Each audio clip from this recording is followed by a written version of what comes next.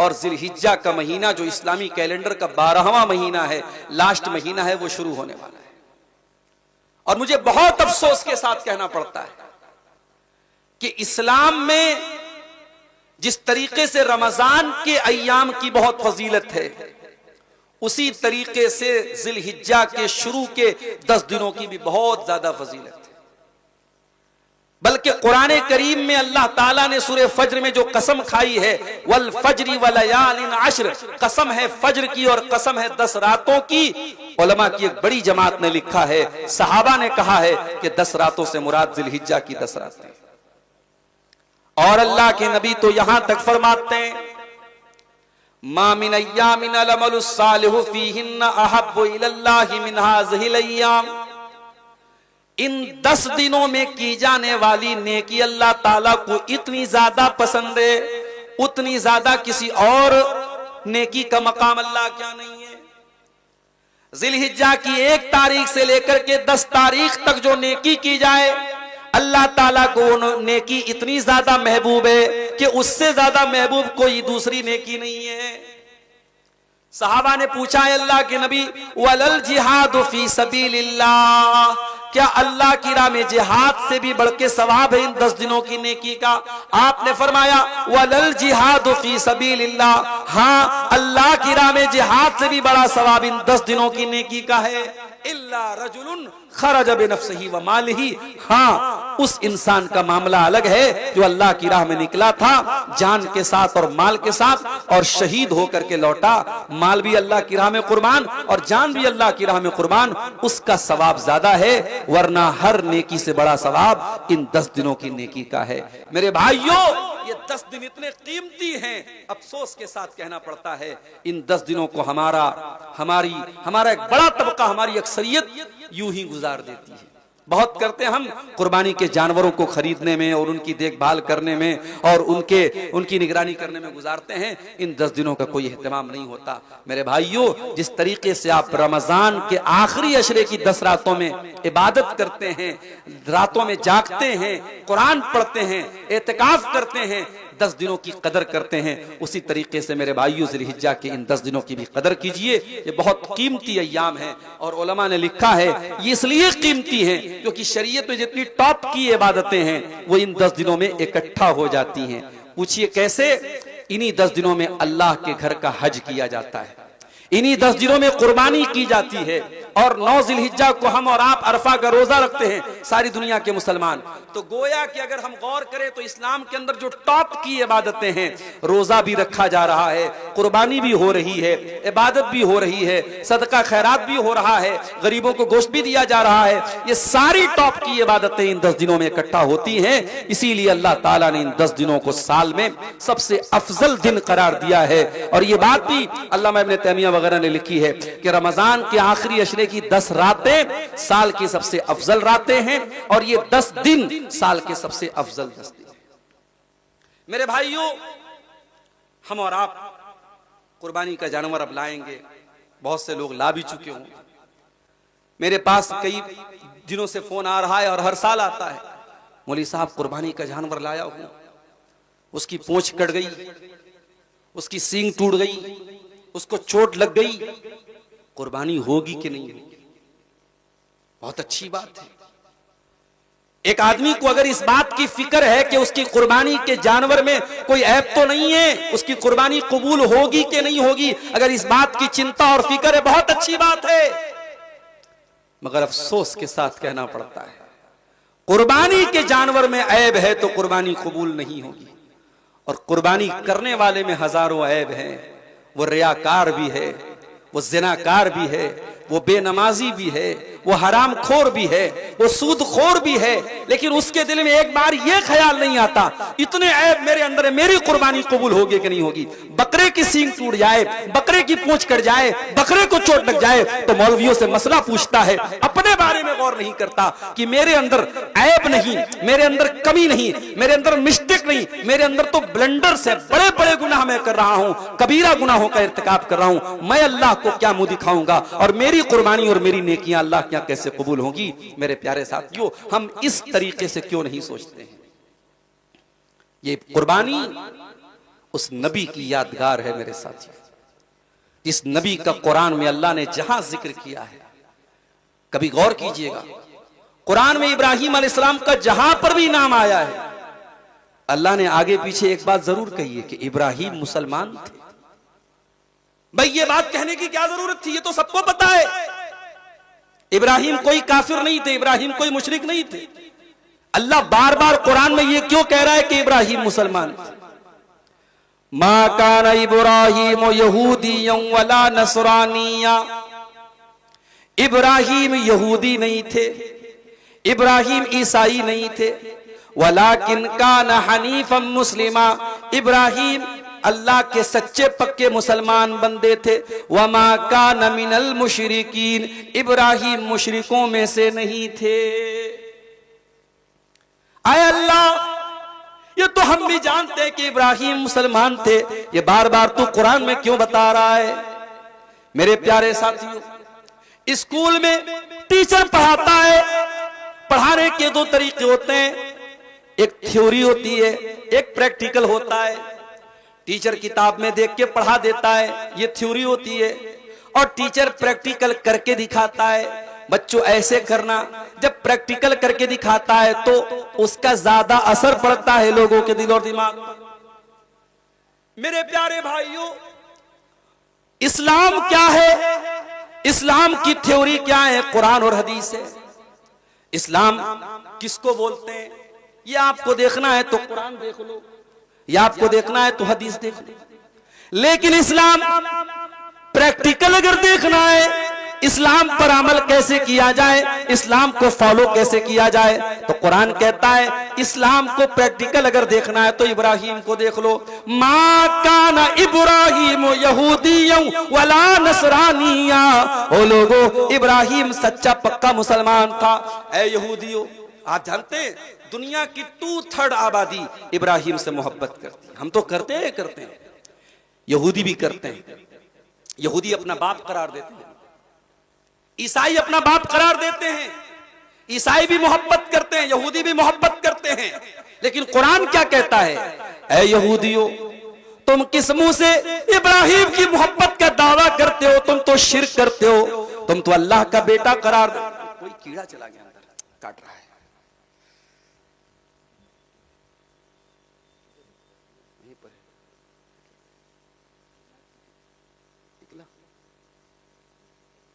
पता नहीं कहां से, लग रहा है पड़ोसी मुल्क से आया है।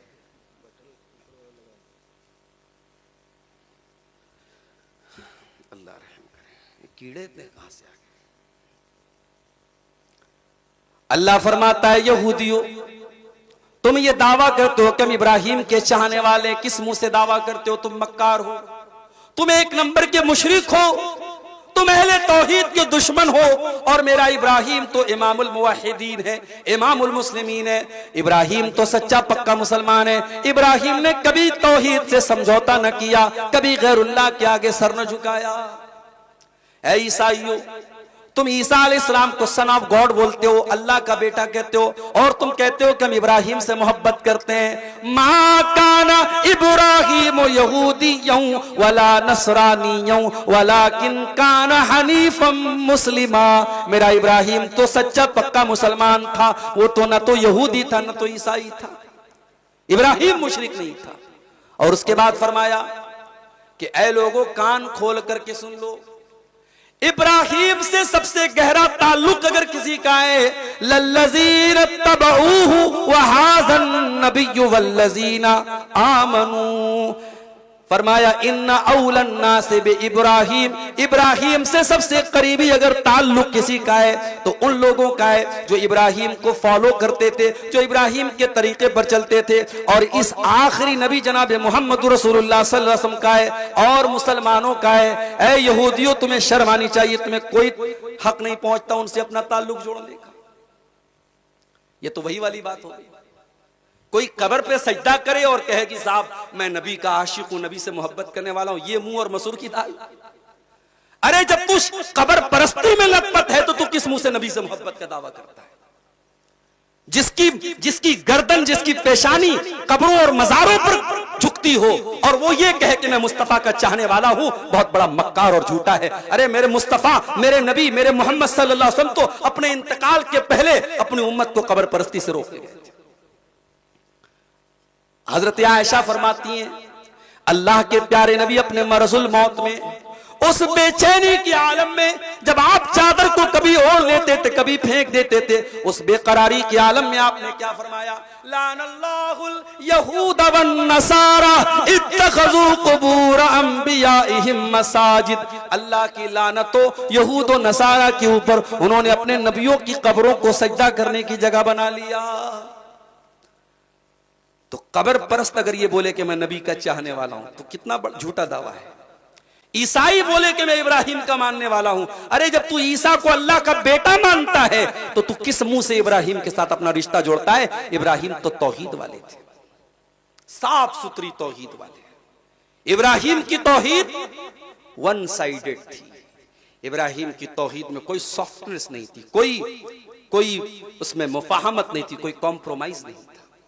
तौहीद में कभी कोई समझौता नहीं। आज अफसोस की बात है, हम उस लेवल पर पहुंच चुके हैं, उस मकाम पर पहुंच चुके हैं कि हमारी बहू बेटियां किसी के प्यार और मोहब्बत के नाम पे इस्लाम को त्यागने को तैयार है।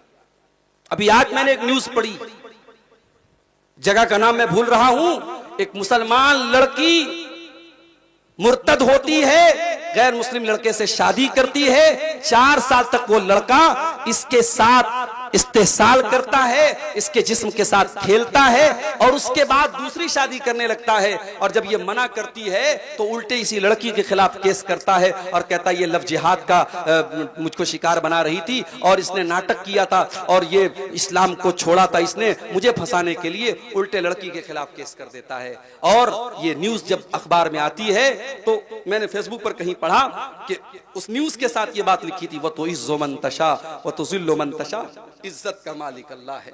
तूने इस्लाम को छोड़ा था, तूने ईमान को छोड़ा था, आज अल्लाह ने तुझे जलील कर दिया। और यह हर उस इंसान का अंजाम होने वाला है जो इस्लाम और ईमान को छोड़ के मुर्तद हो जाता है। ईमान कोई इतनी हकीर चीज नहीं है मेरे साथियों, कोई प्यार और मोहब्बत के नाम पे इस्लाम को छोड़ दे।